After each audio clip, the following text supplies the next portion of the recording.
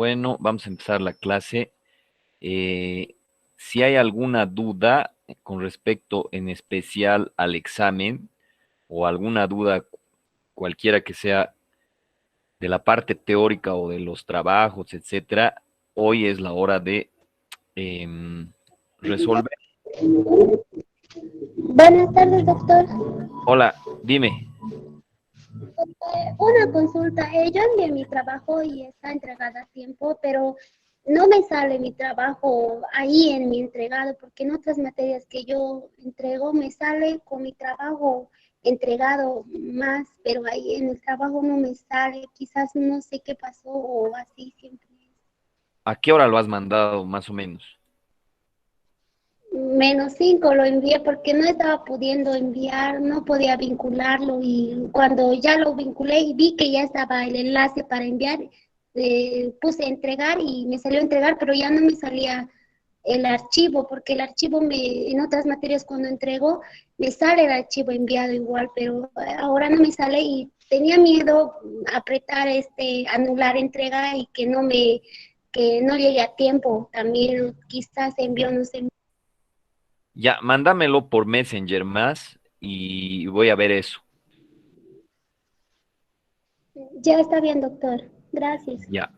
Entonces, hoy vamos a ver algo que va a entrar en el examen, que es de lo que les había hablado en las primeras clases y con algunos, incluso en una clase que pudimos pasar apenas en el hospital cuando empezó la pandemia. En realidad, todo lo que aprendamos aquí tiene que ser utilizado en un contexto real inmediatamente, porque si no no podemos darnos ese lujo de perder el tiempo. Entonces, todo lo que aprendamos, tanto en teórica como en práctica, la premisa es que tiene que ser utilizado con su paciente odontológico. Y por eso es que tenemos que poner la diferencia entre lo que es un objetivo y lo que es una competencia. Cuando nosotros hablamos de objetivo, simplemente estamos hablando de cumplir metas, sin que necesariamente el futuro odontólogo sea competente para trabajar. Entonces, básicamente, un objetivo es simplemente cumplir metas. Por ejemplo, podemos cumplir el objetivo de que han presentado sus trabajos, cumplir el objetivo de que han dado su examen teórico. Pero eso no me garantiza a mí ni a ustedes de que ustedes puedan trabajar en el futuro con los conocimientos que se han impartido en este curso. Entonces, un objetivo es algo muy pequeño y una competencia es algo mayor. Las competencias tienen partes, tienen saberes. Ahorita vamos a ver. Un objetivo es una meta o finalidad a cumplir para lo que se disponen medios determinados. Una competencia por diferente es un conjunto articulado y dinámico de conocimientos, habilidades, actitudes y valores que toman parte activa del desempeño responsable y eficaz de las actividades cotidianas dentro de un contexto determinado. Otra definición dice que se tiene como actuación integral para identificar, interpretar, argumentar, resolver problemas del contexto con idoneidad y ética, integrado ¿no? el saber ser, saber hacer y el saber conocer. Entonces, ¿qué quiere decir estas definiciones? Una competencia va más allá que solo cumplir objetivos. Y cuando un odontólogo o un médico es competente, con seguridad que tiene aprendizaje significativo.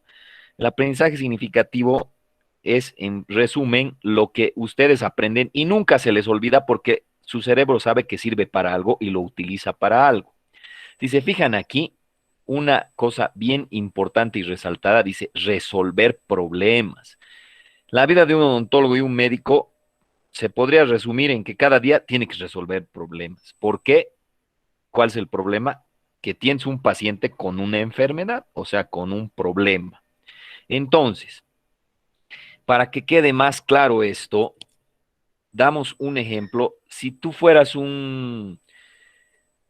te contratan en una clínica o un hospital tú eres el jefe de odontología del departamento o la jefa de odontología del departamento de odontología. Y tienes que contratar 5 personas, 5 profesionales odontólogos, porque te han dado los ítems a ti. ¿Cómo harías para contratarlo? ¿Qué buscarían? ¿Qué harían para saber que esa persona es competente?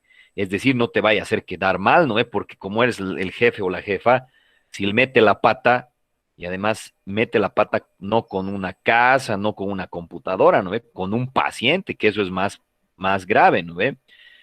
Entonces, ¿qué buscarían ustedes para contratarlo?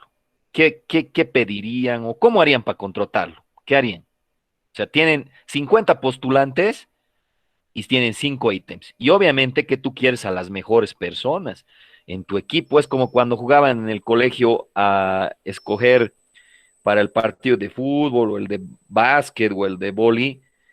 2 jefes eran y escogían, ¿no ve? Tal persona para este equipo, tal persona para este equipo. Tal vez alguna vez estaba influenciado por sus cuates, ¿no ve?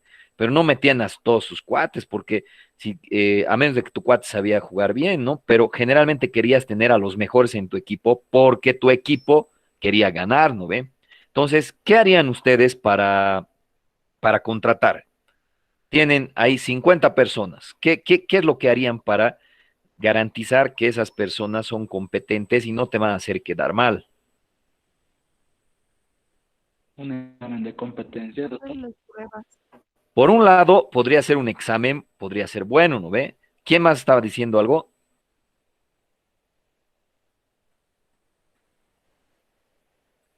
Digamos que tienes, Doctor, dígame,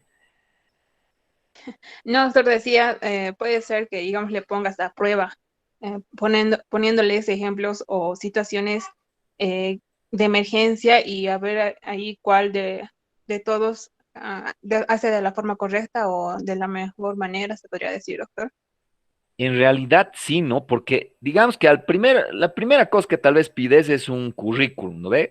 Ahí ves papeles, qué curso ha hecho, qué especialidades ha hecho, pero porque tenga un currículum bien grueso, no te garantiza eso, porque saben que especialmente en Bolivia puedes inscribirte a cursos y ni siquiera estar y te dan tu certificado. Entonces, por un lado, podrías empezar a entender quiénes pueden ser los candidatos leyendo los currículums, pero eso no te garantiza porque con los papeles Sí, doctor. sí, dime, Disculpe, entonces no sería los años de experiencia o todas las experiencias que ya tuvo, viendo otra también el pun- currículum. otro punto sería, pucha, esta persona ya ha trabajado, ¿dónde ha trabajado? ¿Cuánto tiempo ha trabajado? Es un punto válido. Sin embargo, no hay que desmerecer a las personas que recién van a empezar a trabajar porque a veces te dicen, necesito con 3 años de experiencia. Y todo lado te dicen con años de experiencia, pero ¿cómo voy a tener experiencia si nunca me han dejado trabajar? Entonces, sí es un punto válido tener y más confiable tal vez de una persona con experiencia. Sin embargo, no puede ser solo que nos basemos en eso porque no daríamos oportunidad a las nuevas generaciones. Entonces, un currículum estaría bien, pero sabemos que tal vez el currículum solo te está mostrando objetivos cumplidos, no te está mostrando si es competente o no ese odontólogo u odontóloga. Ahora, su compañero dijo examen. Puede ser un examen, pero también puede ser que sea bien teórico y en el examen te saque 100. Sin embargo, lo dejas con una emergencia con un paciente odontológico y no sabe ni dónde está parado. Por eso su compañera dijo, tal vez que me muestre, ¿no ve? Entonces, realmente nos garantizaríamos cuando nos muestre qué hace. Ahí hemos pasado por los 3 saberes, si se ponen a pensar. Hemos visto que hemos querido evaluarle el saber conocer, ¿no ve? Saber conocer, o sea, la parte teórica, un examen teórico, revisamos su currículum, pero más nos convenciera el saber hacer, ¿no ve? Si muestra que hace cirugía, muestra, sabe que hace tratamiento, implantología más sabe hacer, entonces nos estaría garantizando que sea mucho más competente. Sin embargo, no hay que dejar de lado nunca de los nunca el saber ser. El saber ser son los valores y actitudes que cada odontólogo o médico no es que puede o no puede tener, debe tener. No sirve, de nada sirve el mejor odontólogo del mundo que sepa un chingo y que además es capísimo en la parte del saber hacer, si no tiene valores y actitudes. No sirve. Porque, y además no va a servir para ti ni con tus compañeros, no estoy hablando por los pacientes nada más, porque quién sabe si no tiene valores y actitudes, capaz hace la ley del mínimo esfuerzo, llega tarde, no quiere ver más de los pacientes que le han asignado. Entonces, necesitamos para que realmente sea competente en el campo de la salud, alguien fundamentalmente tener esto. De nada sirve tener un montón de esto y un montón del otro, del saber hacer, si no tiene saber ser. En especial, un valor que es la empatía. ¿Alguien sabe qué es la empatía o en sus propias palabras, quién me puede decir cómo explicamos la empatía? Ponerse en los zapatos del otro. Eso es, facilito, ¿no ve? Ponerse en el lugar del otro.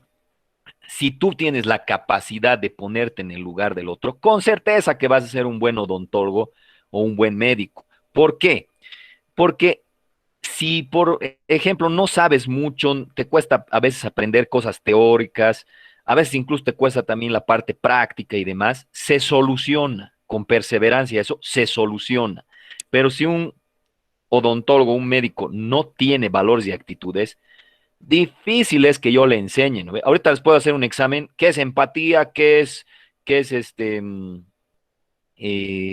puntualidad? ¿Qué es esto? El otro, y en teoría me van a decir, pero no porque me digan en teoría qué es empatía, van a ser empáticos. Entonces, es bien difícil que se pueda enseñar valores y actitudes. Sin embargo, sí se puede estimular a ustedes para que logren estos valores y actitudes, para que se pongan en el lugar del otro.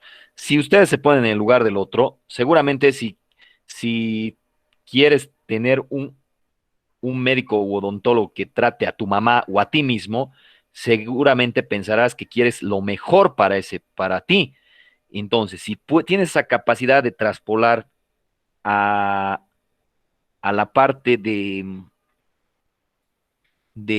a otra persona, obviamente si la traspasas al paciente y quieres lo mejor para el paciente, con seguridad que vas a hacer las cosas bien. Siempre doy este ejemplo y siempre van a tener, acuérdense de mí, tarde o temprano, un paciente con cáncer. Imagínense un paciente, una mujer de 60 y tantos años de edad, acude a ustedes y obviamente se ha dejado, tiene ahora una bola, o sea, un tumor en cavidad oral que empezó en el velo del paladar, es de bordes poco definidos, anfractuoso, duro, adherido a planos profundos, ha crecido 3 centímetros en menos de una semana, ha desplazado y ha invadido el hueso y ha hecho que se pierdan piezas dentarias. O sea, no tienes que ser muy genio para saber que eso parece cáncer. Encima le pides una tomografía, una panorámica, y ves que tiene metástasis en cabeza y cuello. No, sabemos que no somos dioses, pero según tus estudios ya sabes que esa paciente va a vivir de 6 a 8 meses. Y además que no tienes mucho que ofrecerle porque una cirugía no puede ser quitarle todo el cáncer, o sea, quitarle la cabeza, o sea, no va a poder vivir sin cabeza, ¿no? Entonces, está bien complicado. La paciente ha acudido a ti y incluso ya tienes el reporte histopatológico donde dice que es cáncer, está con su hija y con su yerno. ¿Cómo le dirías que tiene cáncer? ¿Cómo le dirías y que se va a morir en 8 meses? ¿Cómo podrían decirle?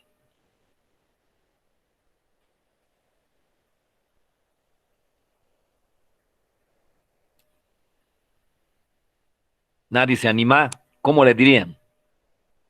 O le dicen, señora, usted tiene cáncer y se va a morir en 8 meses. Siguiente, así. ¿O cómo le dirían? Doctor, si yo estuviera en esa situación, lo Sí, que yo creo que haría es, entraría mucho en muchos rodeos para poder llegar al punto donde quiero llegar. no sabría cómo decirle a una persona que sea. Tal vez una llave maestra, un tip, una clave que pueden tomar en cuenta es la empatía, ¿no ve? Que tiene poco ¿Cómo te tiempo de... gusta? Perdón,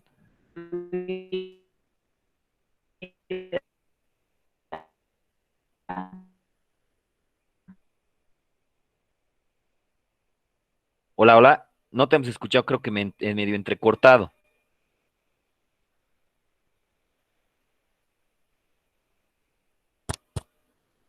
Hola, Bueno, que le puedo explicar.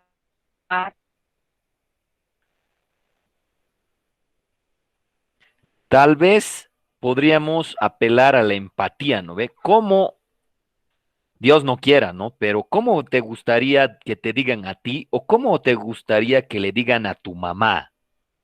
Si tú fueras la doctora o el doctor, ¿cómo le dirías a tu mamá? Eso sí es realmente ponerse en los zapatos del otro. ¿Cómo le dijeran?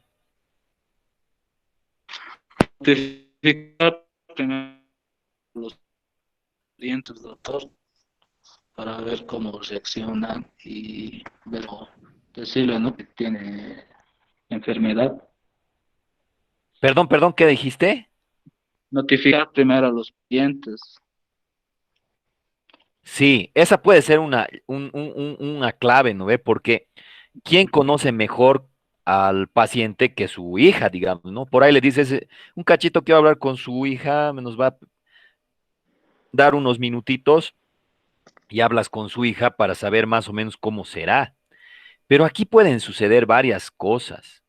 Por ejemplo, ¿qué pasa si su hija te dice, doctor Carlos Balcázar, por favor, no le diga a mi mamá? Yo ya sospechaba que era esto, pero porfa, no le diga porque mi mamá ya es viejita y hace unos 2 años mi papá se ha muerto de cáncer y hemos vendido casi todo lo que teníamos hecho, hemos hecho todo el esfuerzo, pero y aún así se ha muerto. Y mi mamá ha dicho que si algún día le dicen que tiene cáncer, ya no va a querer ni vivir y punto. Se va a matar y mejor para ni hacerles, o se va a perder y ni para hacerles gastar plata ni para hacer sufrir a sus hijos. Por favor, doctor Carlos, no le diga a mi mamá. ¿Qué harías tú? Tratar de, digamos, o sea, en sí, no decirle, ¿no?, al paciente que tiene la enfermedad, o sea, porque si uno va a agarrar y le va a decir, digamos, al paciente, si tiene tal situación, entonces de por sí incluso su sistema inmunológico va a bajar de esa persona, se va a deprimir y, o sea, sería, digamos, con calma, ¿no? O sea, explicarle a medida que, digamos, van a pasar los meses, o sea, la misma persona ya se va a dar cuenta, ¿no? Pero lo va a tomar, digamos, como que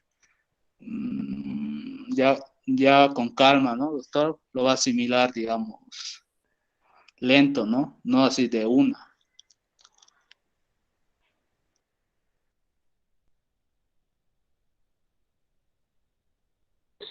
Doctor,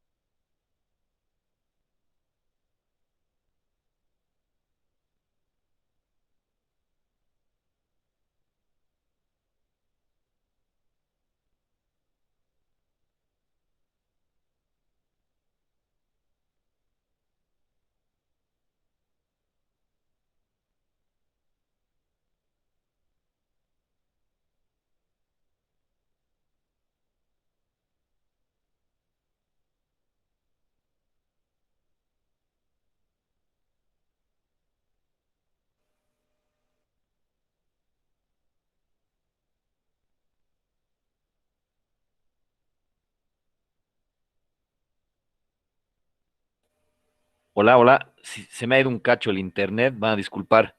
¿Me escuchan? Sí, Doc. Ya, entonces estábamos diciendo que tal vez decidiéramos no decirle, ¿no ve? Porque sabemos que ella es viejita y por ahí realmente le hacemos más daño. Pero aquí hay un pequeño gran detalle. ¿Qué pasa si les digo que hay una ley que dice, porque tiene un derecho más que una ley, que el paciente tiene el derecho de conocer su diagnóstico? ¿Qué haríamos en ese caso? Y la hija te está rogando, pucha, por favor, doctor, no le diga, por favor. Y tú le dices, no, pero es que la ley dice así. ¿Qué haríamos en ese caso? ¿Le Doctor, yo creo decimos que o no? nos arriesgaríamos a decirle, a esconderle, o sea, o principalmente de por qué ha ido la paciente a nuestro consultorio, tal vez por un dolor de cabeza, por un dolor fuerte en el estómago, y darle analgésico, o sea, por eso. Pese a que tiene antecedentes ya de que su esposo ha fallecido por esto y su hija no quiere que su mamá se entere de su diagnóstico para que ella no recaiga, para que ella no tome una decisión drástica de quitarse la vida, porque prácticamente eso es lo que ella ha dicho en sus cinco sentidos, ¿no ve, doctor? Para mí sería Claro. no decirle, o sea, hay que tratar el problema por el que vino. Si vino por un dolor fuerte, o darle analgésicos, darle tabletas para que se le calme el dolor, o cosas así, porque es Ya, eso, o no sé, o que se quite la vida, o cuando está fuera de sí, hace cualquier tontería. Todos estamos viendo cuántos se lanzan de los puentes y cosas así. ¿Cuántos fallecidos es hay? más, alguien Por se ha cualquier matado cosa. por saber que tenía coronavirus, ya saben, ¿no? Sí, pero ¿y, ¿y qué pasa si algún rato, digamos que no le dices, pero eventualmente se entera la paciente y después de unos meses viene y te hace despelote y te dice, doctora, ¿cómo pues no me ha dicho que yo quería saber, que quería hacer mi, ¿qué se llama? Mi testamento, ¿qué? ¿Qué harían en ese caso? Doctor, para mí la verdad yo creo que lo más correcto es decirle al paciente y el mejor método es, ya que sus familiares le conocen un poco más, tal vez insistir y tratar de que sus familiares hablen con la persona, le preparen emocionalmente, sentimentalmente, porque aparte yo creo que cada uno, yo creo que debería tener el derecho de saber eso, ya que cada uno podría hacer lo que le gusta o tal vez algunas metas o sueños que tiene, adelantarlo un poco en esos pocos meses de vida que tiene.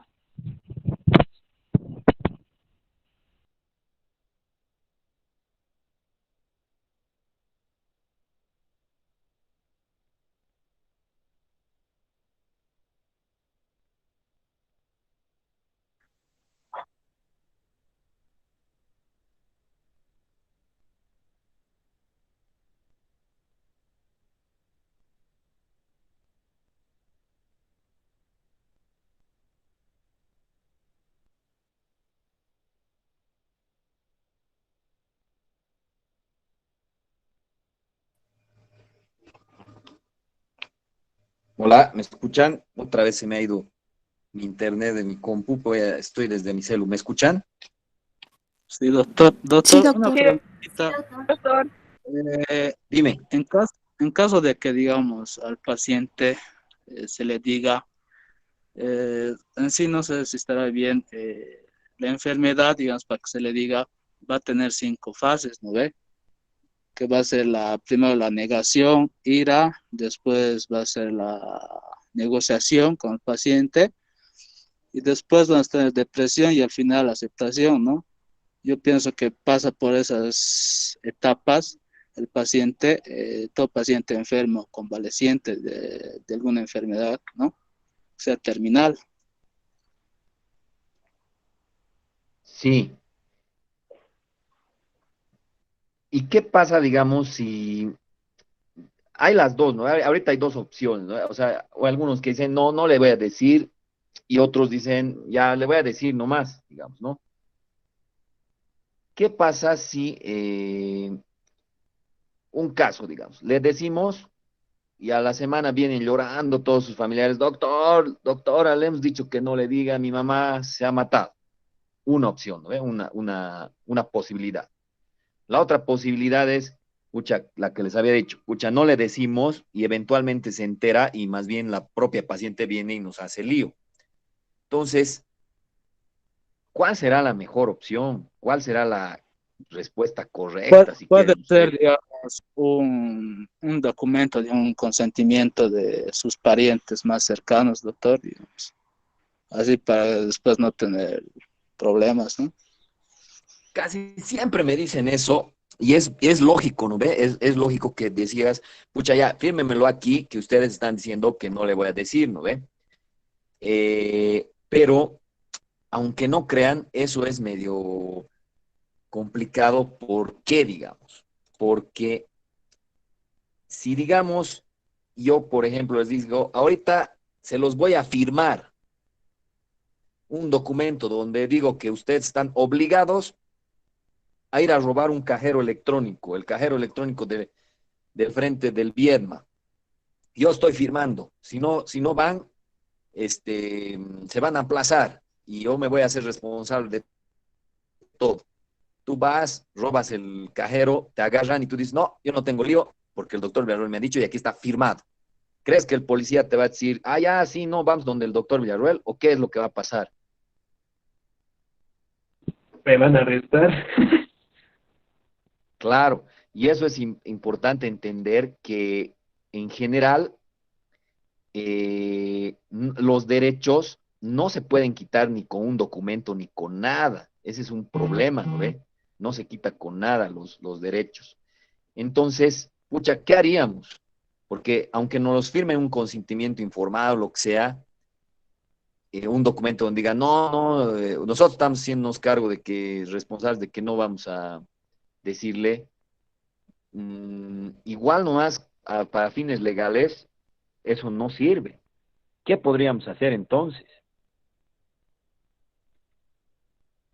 Yo creo, doctor, yo sigo con la misma idea de que sí hay que decirle al paciente y en lo único que deberían tomar cuidado los familiares es que si ven que tal vez el paciente está entrando en depresión, en este caso la mamá, digamos, tal vez ayudar con una ayuda terapéutica, un psicólogo o algo. Doctor, ahí, digamos, entraría el tema de la negociación, digamos, con el paciente, de hacerle entender, ¿no?, la situación y también con tratamientos paliativos que le van a ayudar a mejorar su calidad de vida, que puede ser, digamos, en un hospital que la atiendan bien y toda la situación.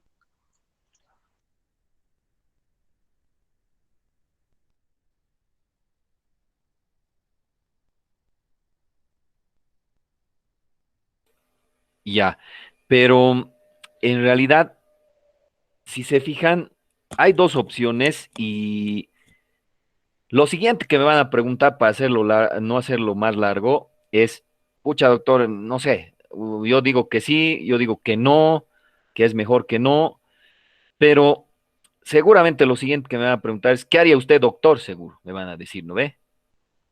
Entonces,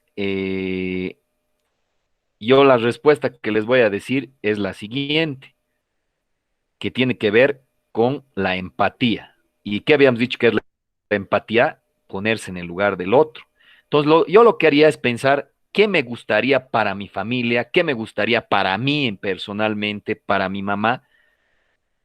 Si yo encuentro la respuesta de que definitivamente yo aceptaría o quisiera y lo mejor para mí y obviamente para el paciente sería que me lo comunique, tomaría la decisión de decirlo. Pero si para mí, para mi mamá, para mi familia, yo pensaría que no es lo mejor para mi familia, entonces me negaría a decirle, aunque infringiera cualquier ley. Por eso en medicina y en odontología no hay blanco o negro, hay una parte gris.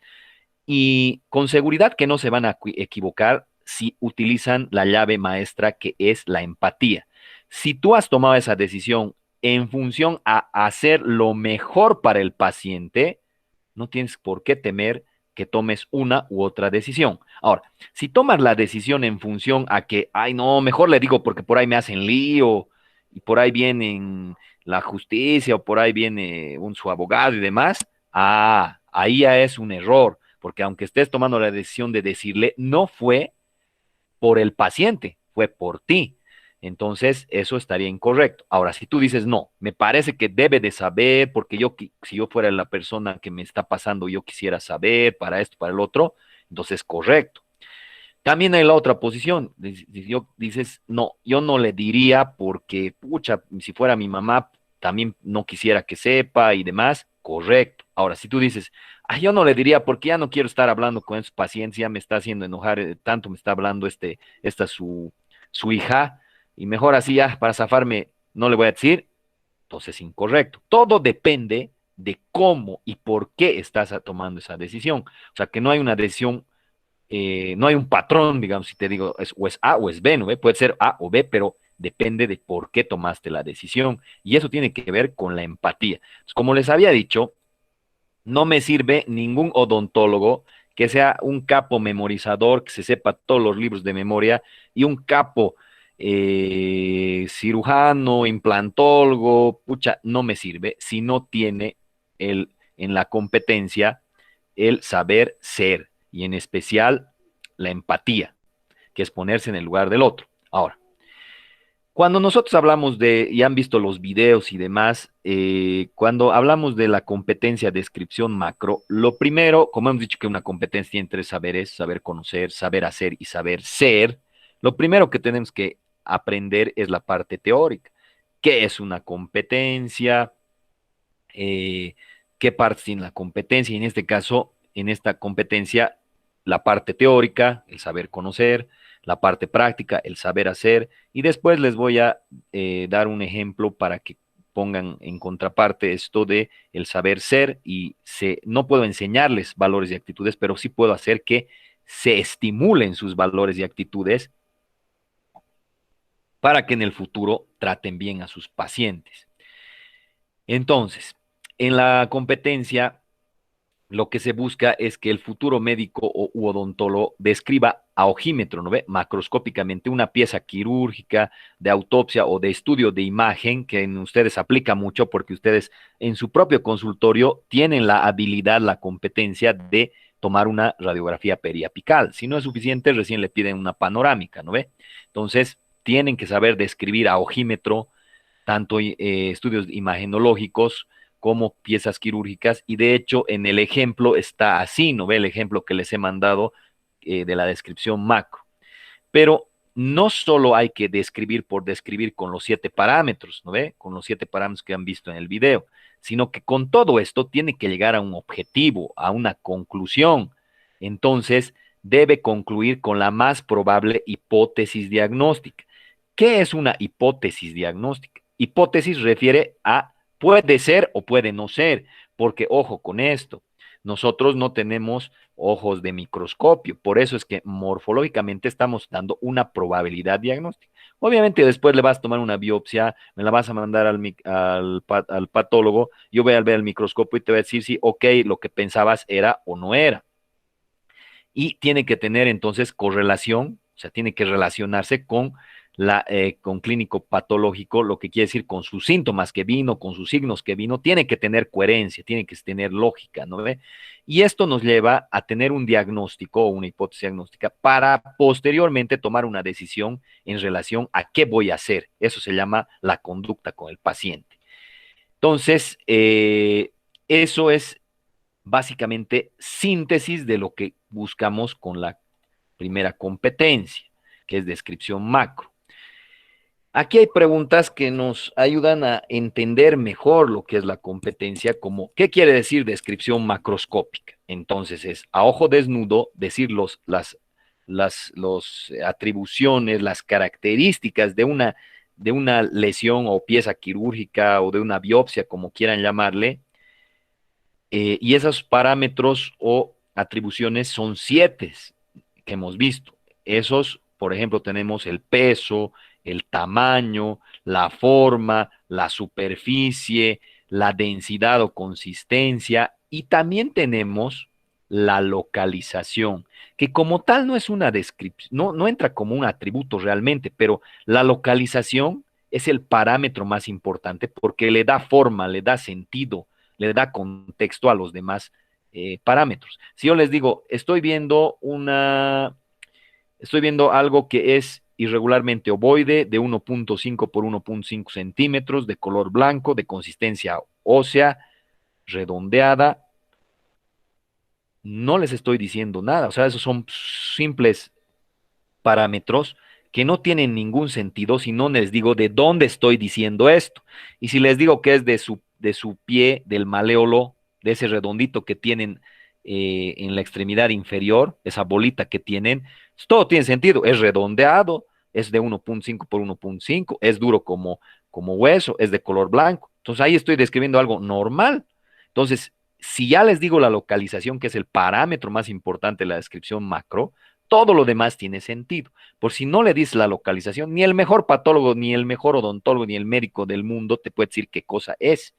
Entonces, si digamos, les digo lo mismo, irregularmente ovoide 1.5 por 1.5, de consistencia ósea, de color blanco, pero les digo que está en cavidad oral, en paladar blanco, blando, ya cambia, pues ahí ya no es normal, no es un hueso normal ahí que está, sino que capaz hasta piensas que es un cáncer que forma hueso, que está invadiendo, etcétera. Entonces, ¿qué es descripción macro? A ojo desnudo, decir los atributos, las características, los parámetros, con un objetivo, con una conclusión, no solo por decir forma, tamaño, superficie, con un objetivo. ¿Cuál es el objetivo? Llegar a una hipótesis diagnóstica.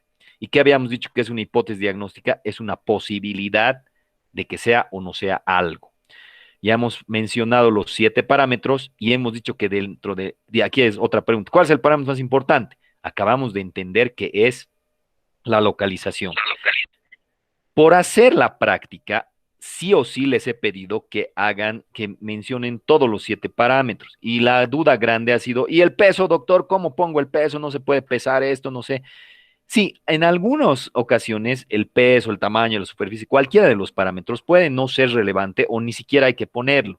Pero por el momento, acostumbrarnos a memorizarnos los 7 parámetros, siempre vamos a usar los 7. Yo sé que en algunos casos no tiene sentido poner uno u otro o no tiene relevancia para el diagnóstico, pero nos vamos a acostumbrar a eso. Ahora, si yo les digo, ¿cuál es el segundo parámetro más importante? ¿Cuál el tercero? ¿Cuál el cuarto? ¿Cuál el quinto? No, pues no puedes decir que el segundo va a ser el color o la forma, porque depende de la localización. Si yo les digo que se está viendo una lesión en piel de un paciente que ha salido mucho al sol durante 20 años, no tiene protector, no ha usado protector solar, no usa gorra, nada, y aparece en su mejilla una lesión exofítica irregular, anfractosa, heterogénea, bordes poco delimitados, ha crecido en menos de un mes a 2 centímetros, está adherido a planos profundos, cuando lo mueve, se mueve toda su mejilla, es de color café negruzco, evidentemente, seguramente no te va a aparecer una quemadura solar, seguro te va a aparecer un cáncer de piel, y en este caso, como es café negruzco, capaz te parece que es melanoma, porque los melanocitos producen melanina, y eso es lo que le da el pigmento negruzco. En este caso, evidentemente la localización ha sido clave. Si no te dicen dónde está, no vas a saber decir qué. Pero te he dado la localización y te he dado el color. En segundo lugar, en este caso, sería el color, lo que te da el diagnóstico. Pero quién sabe, en otros casos, el color puede ser irrelevante o puede ir al tercero, cuarto, quinto lugar. Tal vez en algunos casos la forma es más relevante. Por ejemplo, en el papiloma, si tienes un papiloma en cavidad oral, que es como un pequeño brócoli, así como una verruga, la forma es lo que te da la clave, digamos, en este caso, ¿no? Obviamente, primero la localización, como siempre, y luego la forma. Entonces, siempre los parámetros se acomodan según la localización y se jerarquizan de más importante a menos importante dependiendo de eso. Ahora, siempre desde el principio les he mostrado aquí Este esquemita es clave. Igual que el esquemita que hemos visto para el capítulo 2 y 3, este es otro. Aquí es un esquema donde nos preguntamos si hay lesión o no hay lesión, entendido como lesión a un daño. Ahora, cuidado que se estén confundiendo con lo que hemos clasificado del capítulo 2, ¿no ve? Lesión reactiva, o digo, lesión reversible versus irreversible. Esa es una manera de clasificar a las lesiones. Ahora, esta manera que no está en el libro es más genérica, más grande, más macro, si vale el término. Nosotros clasificamos a la lesión cuando viene un paciente, hay de dos sopas. Tiene algo alterado, digamos, en cavidad oral, y eso puede ser una lesión reactiva o una lesión neoplásica. Entendido a lesión reactiva como que tiene causa y tiene efecto, tiene estímulo y tiene efecto, pero que cuando quitas la causa, se quita el efecto, o sea, se puede curar. La neoplásica, no les voy a negar que tiene una causa, hay causas de cánceres, pero generalmente cuando quitas la causa, no se quita el cáncer. Un ejemplo claro, facilito. Vas al sol, te quemas la piel con el sol. Esa lesión tiene que ser reactiva nomás, porque cuando te quites del sol, se va a revertir porque se va a regenerar tu piel y se va a sanar. Pero si vas al sol por más de 20 años, no te proteges, te aparece un cáncer de piel, en este caso un melanoma, por retirarse del sol, ¿se va a curar tu cáncer? No. Entonces, muy claramente, una lesión reactiva es diferente a una neoplásica porque la reactiva quitas la causa y curas, y en la neoplasia no. Por eso es que les pido muy encarecidamente a tanto a los futuros odontólogos como a los médicos, futuros médicos, que por favor siempre piensen en la posibilidad de que puede ser cáncer, porque yo sé que la mayoría de las veces, el 90% de las veces, cuando veas un paciente, lo que vas a ver es lesión reactiva, o vas a ver una itis, gingivitis, periodontitis, o vas a ver alguna adaptación celular, una hiperplasia, una hipertrofia, una atrofia, una metaplasia, o vas a ver necrosis coagulativa, licuefactiva, enzimática de la grasa, gangrenosa, o vas a ver una fibrosis, o vas a ver una trombosis, pero es tan frecuente que vemos esto que a veces nos mecanizamos y todos decimos, ah, ya, siempre es esto, siempre es una itis, siempre es una itis. Y generalmente el paciente va rebotando de odontólogo a odontólogo a médico sin que llegues a un diagnóstico porque desde el principio no era esto, sino que era esto, cáncer. En nuestro país, la mayoría, tú le dices a un paciente que tiene cáncer y sinónimo piensa que se va a morir al tiro porque ya el cáncer lo hemos cachado cuando ya estaba metastatizado, cuando ya es demasiado tarde. En otros países lo cachan al cáncer al principio y es curable, lo cortas, lo quitas y tan tan, acabó. Pero como generalmente nosotros no nos mecanizamos, hacemos todo de memoria, pensamos primero qué es esto y después cuando ya es demasiado tarde es neoplásico. Y desde el principio era cáncer. Por eso siempre les pido que hagan esa disquisición entre si es reactivo o si es neoplásico. Otra cosa que hay que entender también, que la inflamación, adaptación, necrosis, todos esos que son reactivos, que son reversibles, que te puedes curar, si lo dejas por muchos años, puede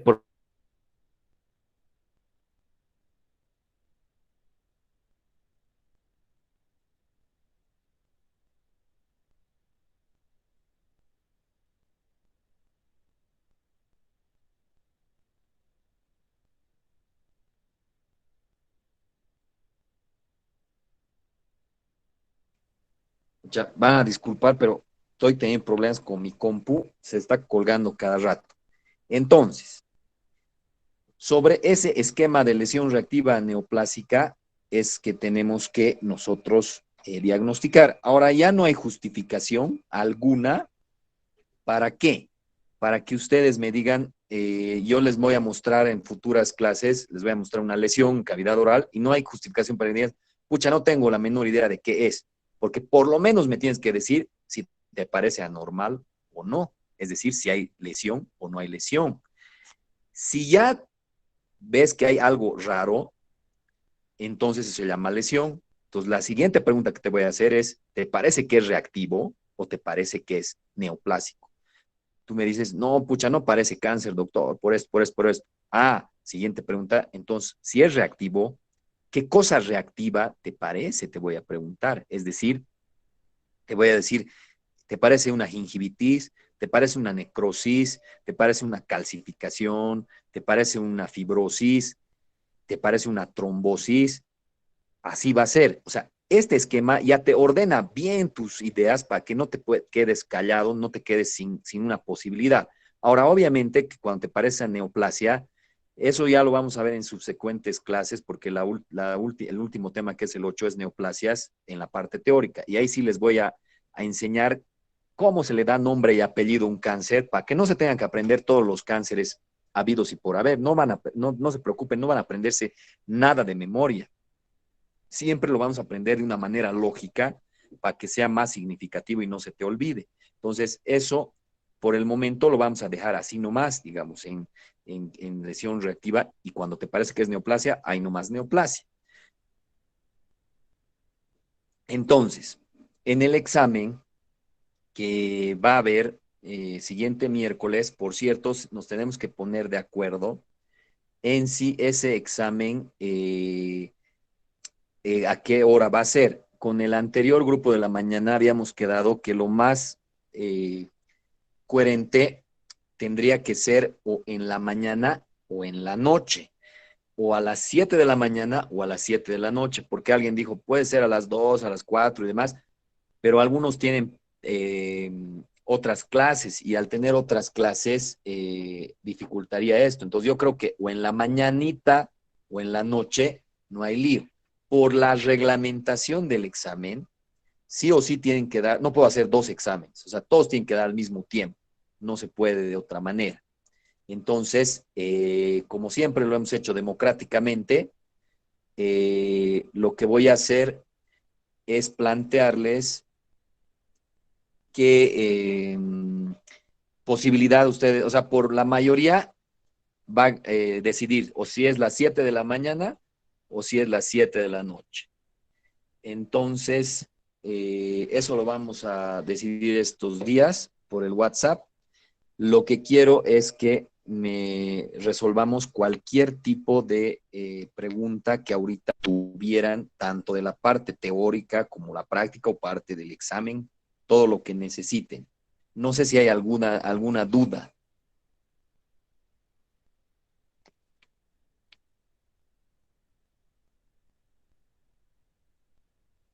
¿Ninguna duda? Dime. Doctor, Sí. quisiera saber cómo va a ser el examen y el tiempo del examen. El examen, ustedes ya les he dado el link que es para practicar ese examen. Obviamente, ahí creo que hay 80 y tantas preguntas. No va a ser así, no va a tener 80 y tantas preguntas el examen. Ese examen es para que practiquen en realidad. No es para que, o sea, no va a haber 80 y tantas preguntas.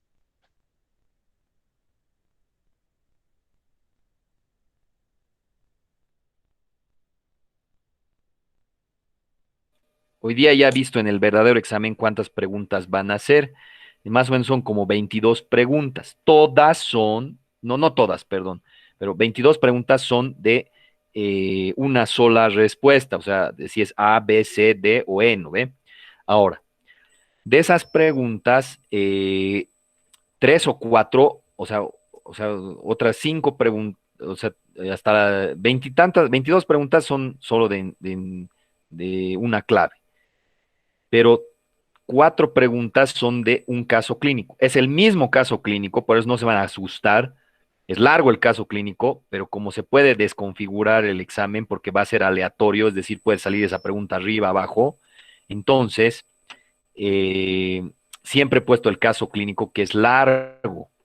Entonces, a ver dónde está aquí. Se está viendo mi pantalla, ¿no ve?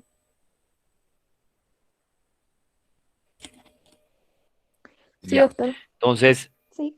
aquí están, digamos, las últimas preguntas. Y fíjense, el caso clínico largo, ¿no ve? Caso clínico largo, caso clínico largo. Pero es el mismo caso clínico, ¿ya? O sea, es el mismo caso clínico, solo que me da miedo. O sea, lo que va a pasar es que esta pregunta puede salir al principio, al medio, al final, digamos. Y si se desconfigura, entonces tengo que decir que es el mismo caso. Entonces, una vez que ya lean este caso, una vez, va a ser las mismas el mismo caso, pero obviamente otro tipo de preguntas, ¿no ve? Por ejemplo, ¿cuál es la hipótesis diagnóstica? Otro que, ¿cuál sería su interpretación del reporte histopatológico? Pero es del mismo caso, 4 preguntas. Por eso no se asusten que es largo, ¿no ve? ¿Qué se llama? El, el caso, pero son solo preguntas del mismo caso. Ahora, va a haber obviamente unas preguntas de llenar. Esquematice un método de razonamiento clínico aplicado a la resolución de un caso clínico. Aquí les he dado una opción de añadir archivo por si acaso. O sea, puedes subir el archivo, porque algunos yo sé que pueden estar incluso ni modo dando en su celular. Entonces puedes tener una hojita aparte ahí y tú ahí ya lo haces el caso y le sacas una foto y lo puedes subir el archivo. También hay que entiende por la competencia de descripción macro, hay texto largo, puedes explayarte, escribir ahí todo lo que tú quieras, ¿ya?